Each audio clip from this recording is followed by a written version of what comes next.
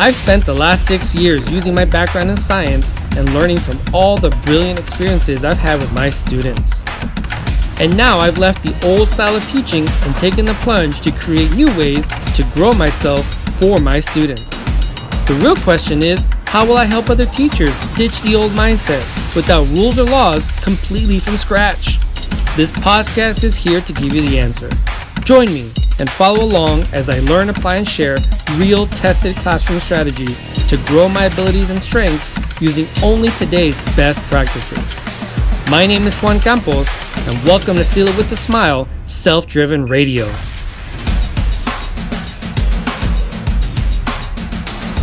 Hey, welcome to Self-Driven Radio. My name is Juan Campos, and welcome to the podcast. Whether you're watching me on YouTube or listening to me on Spotify, Apple Tunes, Google Play, or Stitcher, wherever you're checking me out, make sure you hit that subscribe button and don't miss another single episode. Today on the podcast, we're going to talk about effort. Now, why am I putting effort into the podcast about effort? Well, see, here's the deal. We love effort, don't we? Don't we really appreciate and love the effort that our students put in? But not only just that, don't we really love and appreciate the effort that our spouses put into our relationship, our kids put into our relationship? I mean, it's an awesome feeling when all of a sudden, out of the blue, your significant other gives you some flowers, or sends you that little nice note, or sends you a nice little text, or makes dinner, or cleans up after themselves for the first time in a long time. Those things count. Those little tiny pieces of effort matter to us. Same thing with our kids. I know it's tiring. It's exhausting to be a parent sometimes. And every once in a while, we'll get that one moment where we see our children put in that little extra effort, that little extra to clean their room, to do their homework, to be nice, to pay attention, to do what we expect them to do and what they want for themselves. And when we see that, it is just rewarding upon reporting. It is refilling. It is almost refreshing to us to have that happen to us. And effort in our daily lives is so important, because when we don't put in effort, we notice it. And when we don't stick to our diet, or when we don't stick to the budget, or when we don't do those kinds of things, sure, there's an immediate payoff where we feel like, well, okay, well, it's good now. But then later on down the road, we end up paying for that lack of effort in some way and somehow. And it's absolutely true to translate what I just said into the classroom. Because guess what? Our kids, our students in the classroom, we need to be able to capture their effort. There's a lot of times where you have that one particular student that is always getting the right answers. He's always hitting his marks. She's always getting the right answers. And we know for that child, the effort that it takes to do what she does is very small, because things just come easier to her. Now, that's not to say that we should just say, okay, well, it's easy for you and we're not going to challenge you. No, absolutely not. We need to challenge that child even more in other ways. However, that one kid that is always putting his head down, or she's always ignoring you, or whatever it is that's not putting in that effort, we need to be able to capture her or his or her effort whenever they display it, because effort is ridiculously important. It is what drives, or part of what drives a classroom, and part of what drives you. But here's the thing, it's not just any effort, it's rewarded effort, recognized effort. Sometimes just seeing someone putting in the effort is enough for them to say, oh wow, that's awesome. So you see, it's not just about the effort that they're putting in, it's the recognition that our students are trying to get from us that is the real reward for them and putting in that effort. We need to see those kids' effort. We need to be paying attention.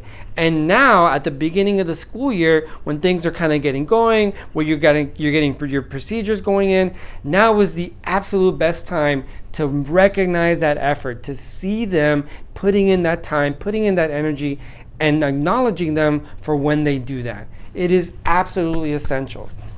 One of the principles in my class, in the Self-Driven Classroom, is the idea that you create a safe space in your classroom.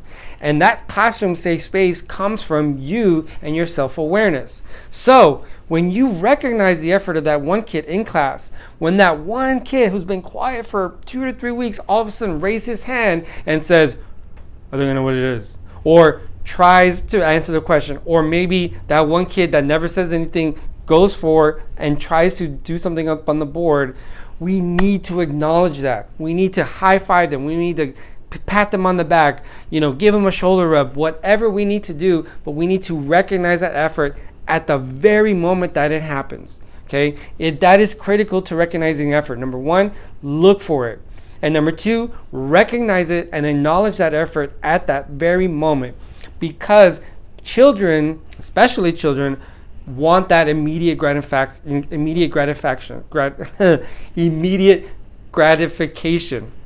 Kids want to know that they're doing the right thing at the moment that they're doing it. That feedback that you give them is critical. It's absolutely essential. So when you recognize that student, when you're looking for that student, you're saying, oh my gosh, he got up. Or look, she's answering the question. High five them, slap them on the back, give them a shoulder rub, whatever you need to do. Sometimes just pointing at them and saying, I see you, that's awesome. Sometimes that's enough. Sometimes just doing that is enough for them. And here's the beautiful part about capturing that effort and giving that instant feedback right away. You're not only recognizing that student, but you're also doing that in front of every other student in your classroom. So you're sending the message and you're giving the other students feedback by saying, guess what, guys? I recognize effort. I acknowledge it. I reward it. And in this classroom, in this safe space, effort is rewarded and I really value it. And I want to see more of it. And that gets kids hyped up. That gets them super excited. That gets them motivated. That gets them really, really into wanting to put in that effort. And so it turns into, well, now I want to answer the question. Well, then now I want to answer the question. And then it turns into this battle, which is awesome because what you want them is to put in that effort. You want them to put in that effort. Now, obviously, effort comes in many different forms, right? You're never going to always, or you're not always going to see that one kid raising this hand. Sometimes it's very quiet effort. Sometimes it's just finishing a task. For some kids, and you know which kids I'm talking about, sometimes it's just putting your name on the paper. And for some other kids, it's just showing up to class. And you know which kids I'm talking about. But here's the thing. Effort is effort is effort. Don't ever think, well, you showed up for class today, like when you're supposed to. You should have been doing this all the whole time. I'm not saying that you're not right by acknowledging that's true. But the most important thing is that kid showed up. You see, we have to recognize effort in all its forms. Any form that translates to it, we have to recognize. And for some kids, the very first time that they show up on class on time, high five them, praise them, whatever it is. When that kid brought his pencil to class this time, instead of asking you, high five him, give him a pat on his back, give him a shoulder rub, whatever. Effort is effort is effort. And you want to recognize all the multi-layers of effort because that effort will grow. One day it's showing up to class. The next day it's showing up to class and bringing the pencil. And the next day it's showing up, having the pencil, and then writing down and finishing the task and turning it in. Effort is effort, and it builds upon each other. Now let me tell you this. Look at society. Look at our society. Look how much we value effort. Look at all the movies. Think about the most, whatever your favorite movie is. Think about the biggest blockbuster movies in the summer. There is a hero in every single story that we watch, in every movie that we watch. And that hero is on a particular journey. And that hero doesn't just give up and just say, okay, I'm done. Well, I tried today. Maybe I'll try next time. That's not what the story is about. That's not what we give our money to see.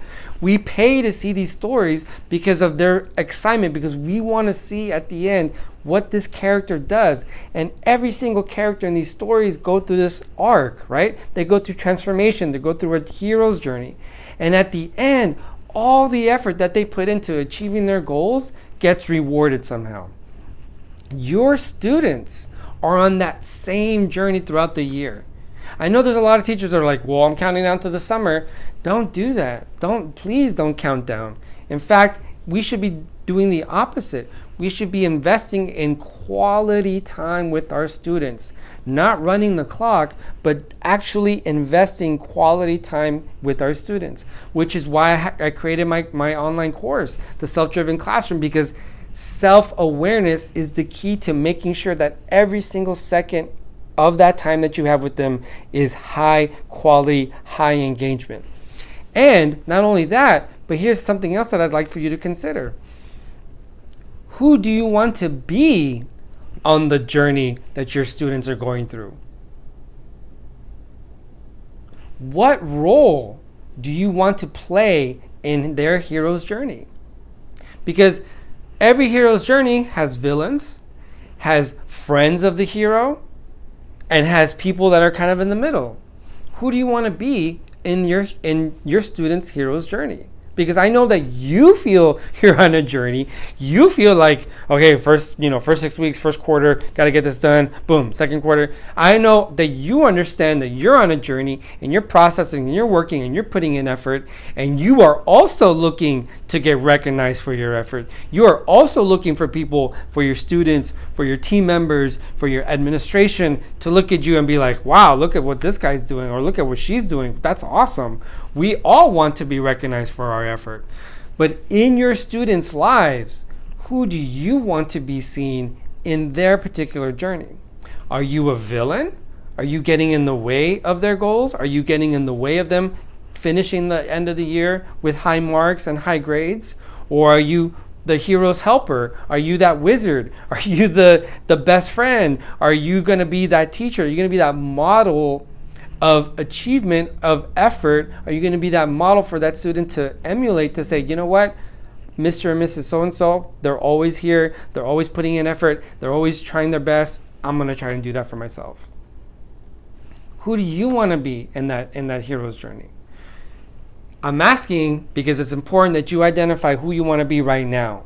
And obviously the best choice is to be someone that is going to acknowledge their effort, that's going to put 100% into what you do. That way you can see them put 100% in what they do. Now it takes time. It takes a lot of time, but here's the thing. That is time that you can afford to spend, because the payoff in the long run is huge. It's absolutely huge. A lot of times we feel, well, I don't have enough time to do this, I don't have enough time to do that. But guess what? You don't have time to not do it, because the quality of the time that you spend with your students is probably more important than the quantity of time. You and I understand each other. You and I know that there are some days where you're just running the clock and you're wasting the time, right? Wasting the time because you're just trying to get done. And there are other days when you're fully invested, you're locked in, your kids are locked in, and it seems like this much time passed, but the value of the time that you invested and the quality output that came from that experience was rock solid. So, quality over quantity. Focus on that. And one of the ways you can increase the quality of your classroom time is by recognizing effort. I recognize your effort. I know you're working hard. This is just another tool for you to work even harder, smarter, better, so that you can get a much more self-driven classroom, so you can get a better output from your students, and it'll make your classroom experience more enjoyable as well.